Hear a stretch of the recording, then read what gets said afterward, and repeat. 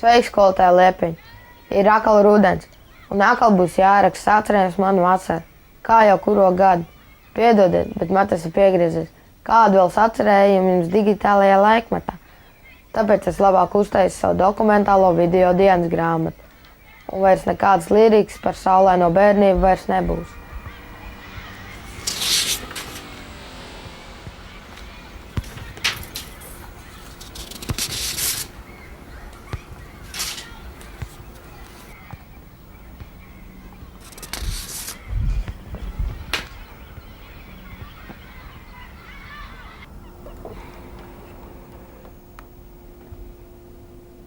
Šogad daudz cilvēku iet bojā ne tikai noslīkstot vai auto avārijās, bet arī uz sliežu ceļiem pakļūstot zem vilciena. Pērn uz dzelzceļa dzīvību zaudēja 25 cilvēki, šogad nepilnos 7 mēnešos jau 18. Tā skaitā 4 bērni un pusauģi. Mēnešus 5 atpakaļ sieviete bija nobraukta tieši zem tilta, tieši tur. Arī bija, laikam, nav bijis vai austiņās gājis pāri vai, vienkārši neuzmanības dēļ. Ej, cik stulbi nav. Cilvēki tiešām mirst tādā veidā. Kāpēc?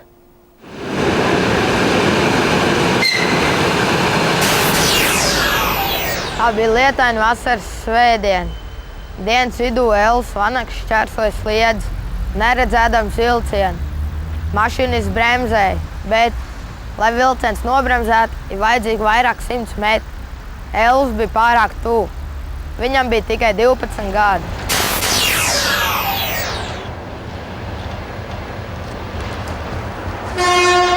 Kā var neredzēt vilcienu? Nesaprotu. Kā var nedzirdēt? Izrādās arvien vairāk nelaimes sliedēm notiek gadījumos, cilvēks klausījās austiņās mūziku. Vai tiešām mūzika austiņās skan skaļāk nekā vilciens?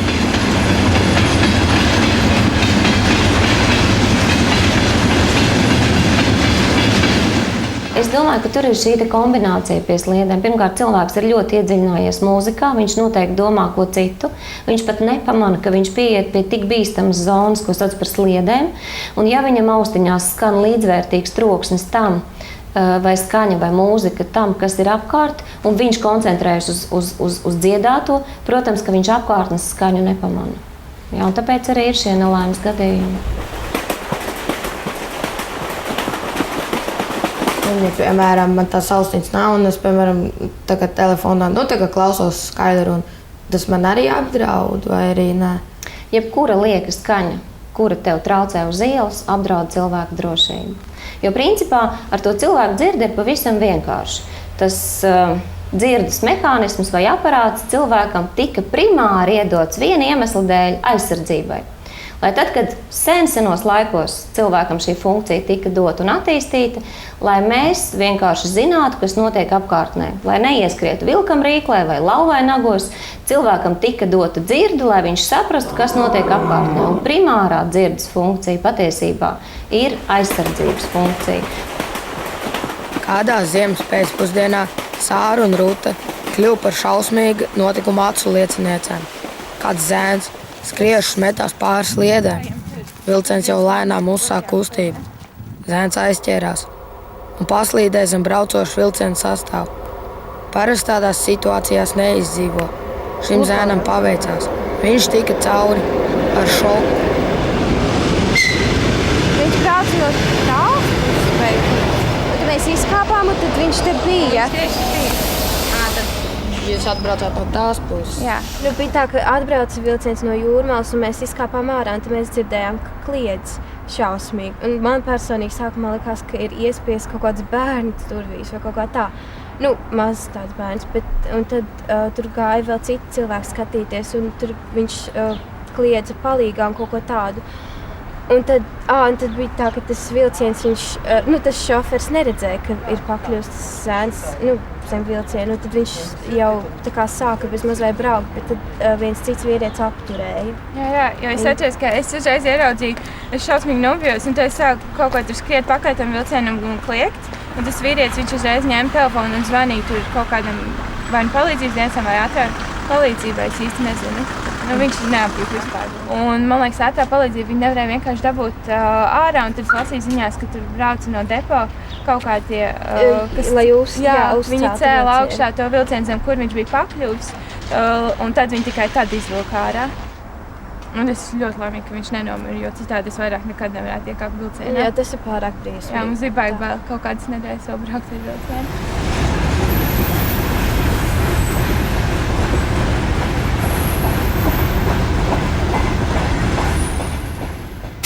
Mēs tā tuvu braucošam vilcienam, tas ar savu rādīto vēju plūsmu var paraut tev uz sliedēm. Sekojot sliedes un atrodoties sliežu ceļu tūmā, neklausies austiņās mūziku. Tas var būt bīstami, jo var nesadzirdēt vilcienu tuvošanos. Ko es domāju par cilvēkiem, kas iet pārp sliedēm, klausoties ļoti skaļu mūziku austiņās? Man visu laiku ir bail, jo es vienmēr iedomājos, ka viņas zūlī kāds sabrauks. Visvairāk jau pēc tam, kad mēs redzējām to puisi, tad mēs visu laiku ar draudzenēm arī, ar kurām mēs kopā redzējām, mēs visu laiku klusībā dusmojāmies tiem cilvēkiem un aprunājām viņus, kad viņi kāja pār sliedēm. Un jūs kādreiz esat gājuši ļoti skaļu mūziku klausoties pār sliedēm vai šķērsojot tādu lielu ielu? Jā. Un jums neliekas, ka tas bīstam jūs drošībai vai kaut kā tā? Jā. Es vienreiz gāju pa ielu, kad baigi līja lietas, un es klausījos mūziku, bet man gribējās to darīt, un tāpēc es īsti par to nedomāju. Bet tagad, pēc tam, kad es redzēju vispār to puisi, es laikam tā nedarītu. Jā, mums vecāki jau arī visu laiku saka, lai mēs tā nedaram, jo tas ir šausmīgi bīstam un tā.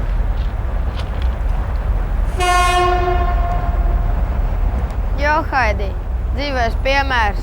Austiņas, ausīs, sliedēm pāri.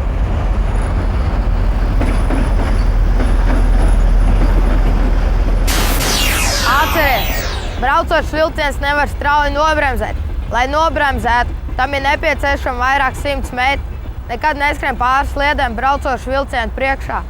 Vilciens būs stiprāks. Ej pāri sliedēm tur, kur ir iebūvēts speciāli gājēji pārejas pie stacijām un pārbrauktuvēm. Un vispār, brauc ar vilcienu, bet atceries, nedīdies uz peronu, jo var nokrist uz sliedēm. Tas var būt bīstami. Ja tā padomā, visi drošības noteikumi ir loģiski un saprotami. Bet kādēļ tad katru gadu iet bojā tik daudz cilvēku? To es nesaprotu. Jāpaprasa kādam gudrākam. Brauc pie Pētera Kļavas. Viņš strādā bērnu slimnīcas reanimācijā. Katru dienu domā par to, kādēļ bērniem patīk darīt tik riskantas lietas. Ja tie puikas un meitenes redzētu pie mums tos bērnus, kas te guļ un mirst ar sašķeltītām smadzenēm, viņi varbūt domātu savādāk. Zini, Rihard, man bija kādreiz tāda ideja arī paņemt kameru un pafilmēt to šausmīgo skatu šeit, kā tie bērni ir apdeguši. Saspridzināts puikas ļoti daudz. Jā, bez rokām paliek, bez acīm, bez ausīm, bez deguniem iedomājies un to pafilmēt un tad rādīt tajās skolās. Tas ir šausmīgs skats, bet tie bērni paši ieraug to un viņi sāk domāt. Tas brīdis, kad bija bērns, kad tu esi bērns, kad izaug domā par sekām, ir ļoti grūti. Tajā brīdī gribās ar prieku baudīt to dzīvi, lekt ūdenī. Un cik daudz Latvijā un pasaulē lecot ūdenī uz galvām kaklu nogriež. Ja? Un iedomājies, mums te bijis viens tāds meitenīte, ja, kas pēc tam visu mūžu guļ paralizēta. Viņa nevar pakustināt rokas, kājas nevar pakustināt, un viņa mākslīgi tiek elpināta. Iedomājies, viņa tikai var televizoru skatīties. Ja? Bet tā bija viena sekunde, kas viņas dzīvi izmainīja. Vai briesmīgi.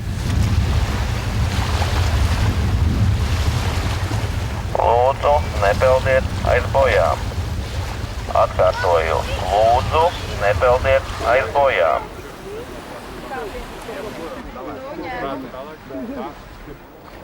Tā, kuras te var ierāpties? Kā viešā? Kādā dziļumā parasti liektās bojas? Bojas mēs liekam uz 3. sēkļa apmēram. Un tas ir kaut kāds 1,80 m. Bet, lai tiktu līdz tam pašam 3. sēklim, mums diemžēl būs nedaudz jāpapeld, jo pa vidu ir kāds 2,20 jau dziļums. Kur kājas ir aiz bojām? Ķeram ciet. Kādēļ nedrīkst peldēt aiz bojām? Tas ir Jo aiz bojām atkal drīkst vizināties ar ūdensmočiem, kuteriem un vispārējo. Un tātad jūs apdraudat arī pašu savu drošību. Ja? Jo, teiksim tā, nevienmēr viņš tev vilnī varēs pamanīt vēl kaut ko, un tad, kad pamanīs, tas iespējams jau būs pa vēlu. Bet tā, ja atkal jūs esat aiz bojām un pie krasta, ja, tajā peldēšanas zonā, tad automātiski tie, kas brauc ar ūdensmočiem vai kuģiem, viņi atkal nedrīkst braukt tur iekšā. Tāpēc ir arī šīs bojas ļoti svarīgi ievērot, jo tas ir tikai dēļ jūsu pašu drošības. Pēters par glābēju strādā 10 gadus. Viņš redzējis simtiem bīstamu situāciju, ar tām arī traģiski. Viņš arī ir nīrējis un ūdenī meklē tos cilvēkus, kuri ir noslīkuši. Viņš par drošību un risku ūdenī zina visu. Kādas palaidnības tad tu dari ar draugiem ūdenī? Es tev pastāstīšu, vai to drīkst darīt vai nedrīkst. Mēs jau pārsvarā mēs metam viens otru ūdeni. Tā līdz bojām reiz neesmu bijis.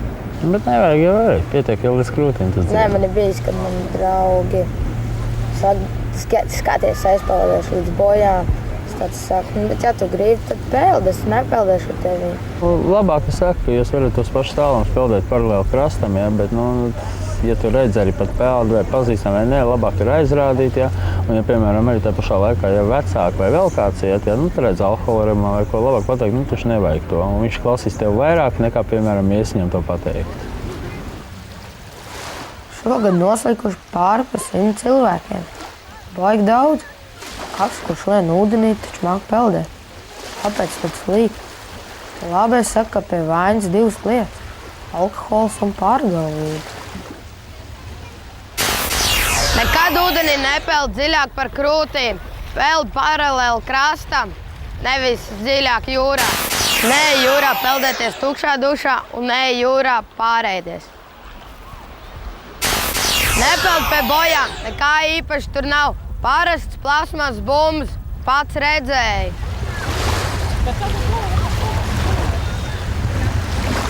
Cik ilgi tur notiek tās slīkšanas procesi? Cilvēks tajā brīdī, kad paiet zem ūdens, viņš vēl minūtes 5 visu redz sev acīs, kamēr atslēdzās tev smadzenes. Jo tu nevari pelpot, bet tajā pašā laikā tu esi dzīvs vēl. Un tā esot ļoti mokoša nāve. Kā glābēji redz tālumā, kad cilvēks slīkst, kādas pazīmes var redzēt? Kad cilvēks slīkst, īstenībā to ir ļoti grūti pamanīt. Ja tad cilvēkam, teiksim tā, var noslīgt vienkārši tu peldi, tev apstājās sirds un tu nogrimst, un tad to pat īstenībā nevar pamanīt. Otrs, kas varētu būt biežāk, ir tas, ka cilvēkam tur sarauj krampis, viņš sāk piesaistīt apkārtējo uzmanību. Lūdzu, nepeldiet aiz bojām. Atkārtoju, lūdzu, nepeldiet aiz bojām. Ja redzi slīkstam kādu cilvēku, nemeties viņu glābt pats. Sauc glābējs krastā vai zvani 112. Pats par sevi saprotams? Nekas nav pats par sevi saprotams. Ja būtu saprotams, tad cilvēki neslīkst un nelēk no tiltiem upēs. Pastāst, kas, kur un kad notika ar tevi? Diena bija saulaina, vienkārši super diena bija. Sēdēju datorsalonā un vienkārši atbraucu draugi. Un teica, brauc un peldēties. Tieši karsti bija. Es tā no sāku padomāju, it kā nav ko te darīt, vai nedomāju, laiks labs, un domāju, braucam. Un tā arī aizbraucam. Atcerēties, tas ir nepatīkami vai ne, bet bija tā, ielicot ūdenī, uzreiz momentāli tā kā pa kājām strāve, vai ne, uzreiz tā kā paralizēju, samaņu nezaudēju. Vienkārši gulēju zem ūdeņa, vai ne, jūtu, vai ne, ka viss, neko nevar izdarīt. Vienkārši varbūt rokas tur knapi kaut ko kustināja, lai vienkārši draugi ieraudz, vai ne, lai palīdz man.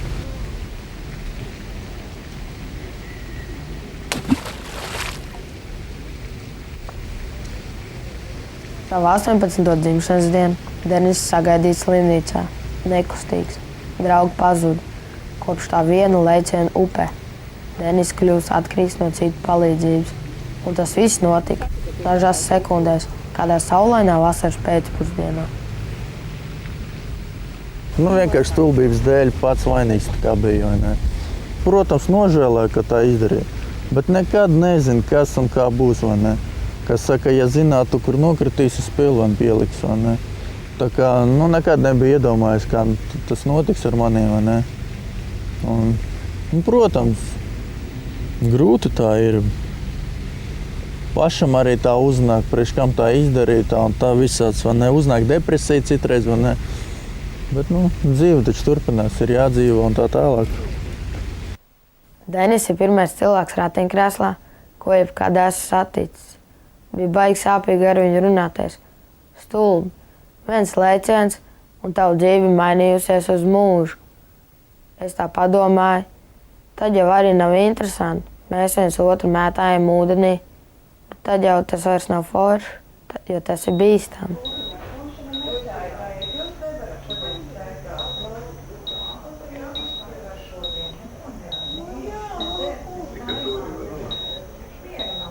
Tad kā lai es dzīvoju interesanti, ja nevar ūdeni likt uz galvas, iet skaļu mūziku klausoties austiņos, iet pa ielu, braukt ar riteni bez ķiveres. Tas nav interesanti. Maniem vieniem draugiem viņš arī uzlika austiņas. Viņam ir 17 gadi, 18 gadi, viņš beidz skolu tieši. Un viņš gāja, un viņa vilciens notriec, viņš nedzirdēja. Viņš ir beigts. Vēl viens puika bija, viņš gāja te pavisam netālu Purciemā, uzliktas austiņas. Zini, kā jaunieši dara? Viņi iet pāri par zebras, it kā pārēji, it kā viņi pareizi iet, jā? Un viņi speciāli iet un neatskatās. Es ļoti daudz redzēju, es pats braucu pie stūres. Ja? Viņi tādā pārākuma sajūtā, man ir priekšroka un es eju. Un to bērnu notriecis kāds, kurš bija vēl iedomīgāks par viņu. Un tas zēns palika mūža invalīds. Viņš visu mūžu tagad jau 4 gadus guļ, paralizēts un nevar pats ēst, viņš caur zondu baro. Un tāpēc kā tad to dzīvi baudīt? Es saku, to nedariet, to nedariet, to nedariet. Es domāju, ka tas tā nav, kad mums ir jāpārvar prātā, kad tu klausies to austiņu, bet kāpēc tu ej pa ielu klausoties austiņu, kur jau tā ir troksnis, ja? Ir kaut kādas lietas, kas sevī ir, jāsaprot. Jo tu jau nedzīvo tikai dēļ baudas, tu dzīvo dēļ attīstības, dēļ gudrības. Ja kāds domā, ka pieaudzis cilvēks nozīmē gudrs, brīdī. Tā var arī nebūt. Tas, kas notika ar Oskaru, ir kāda pieauguša cilvēka vaina. Man pasauc palīgā strādāt, un strādnieks iecēla ceļam krāna augstsprieguma vados. Kā rezultātā es saņēmu augstsprieguma triecienu un sadega man kājas.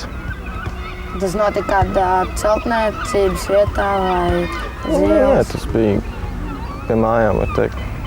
Pēc skolas ārā izgāju un vienkārši, cik es biju mazīgs 12-gadīgs zēns, patika tādas lietas. Ceļam, kurām tur attāķēt trosus vajadzēja, un es viņus turēju rokā un tā sanāca. Vai viņš nemācēja ar viņu rīkoties vai kas, bet neredzēja tos vadus un iecēla vados viņu. Bet man bija rokā tos ceļiem trosus, un kā jau metāls vada elektrību, es vienkārši viņu izlaidu caur sevīm visu cauri. Sanāca beigās tā, ka tēvs iznāca ārā no darba, redzēja, ka tur viss uguņi iet pa gaisu. Un skrēja uz turieni, ieraudzīja mani un tā arī nocēla no tiem vadiem. Tur jau bija tāds šoka stāvoklis, ka tur, man liekas, neko nevarēja saprast. Nezinu, ne galvu pacelt, neko, tikai redzēja, ka visās malās ir asins un viss.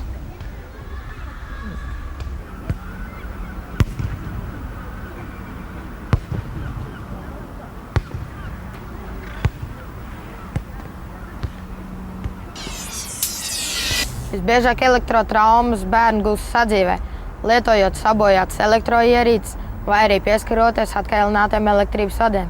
Tāpēc iegaumē 4 noteikumus.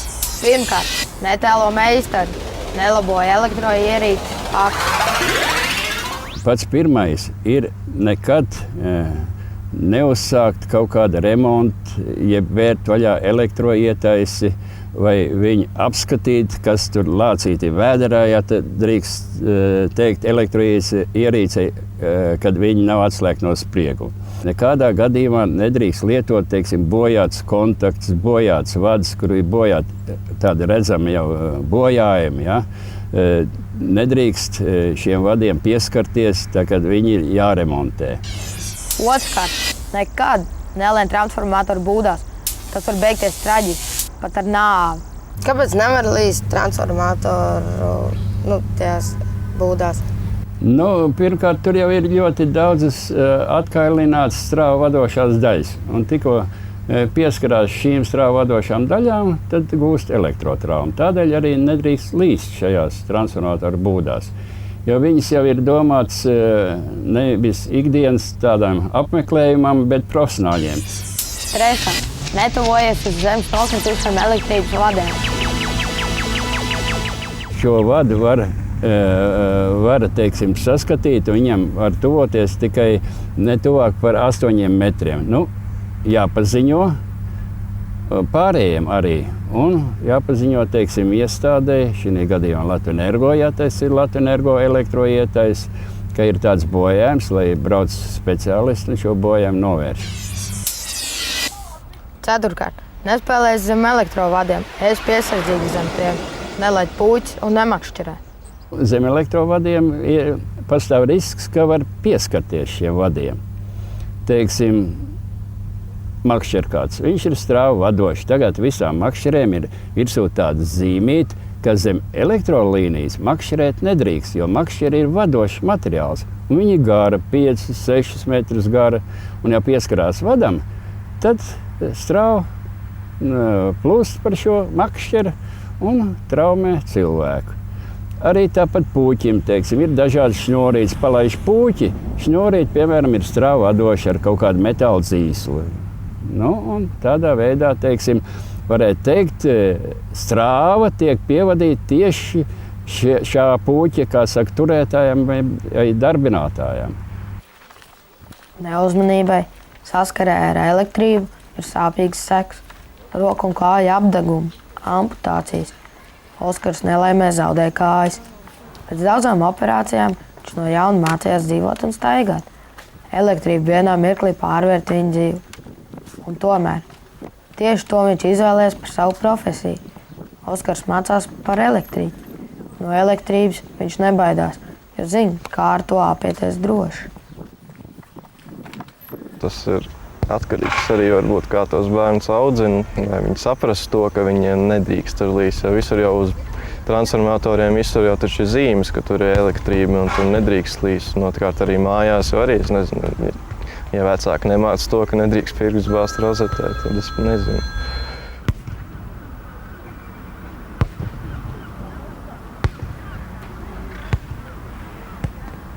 Es nezinu, varbūt tomēr kaut kas nav kārtībā, bet, piemēram, man nereiz nav gribējies ielīst elektrības būdā vai uzrāpties elektrības stabā. Un vispār, jo vairāk domāju, jo mazāk saprotu, kāpēc te bērni paši sev izraisa nelaimes. Kāpēc Latvijā ir vairāk bērnu traumu nekā citur Eiropā?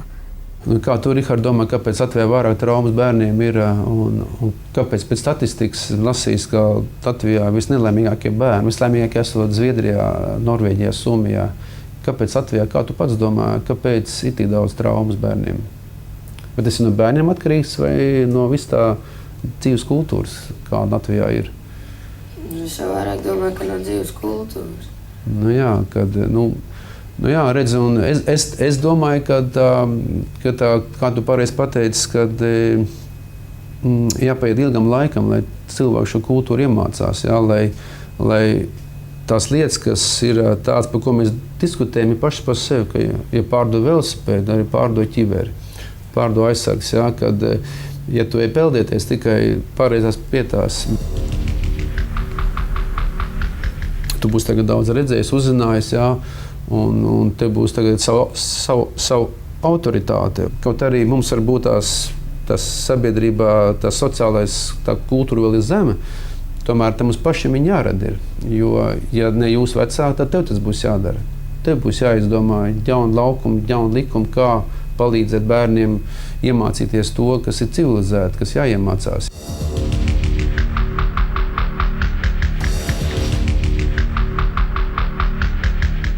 Kamēr es varēšu izdomāt jauns likums, paies kāds laiks, tikmēr es filmēju, stāstu par to, kas notiek ar maniem draugiem un pavisam svešiem bērniem.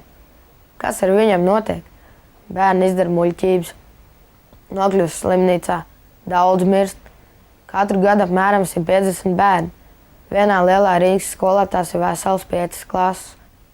Iedomājies, viņi visi nomirst muļķības, nejaušības un sakritības dēļ. Ko darīt? Var darīt visu kaut ko, bet pirms tam padomā.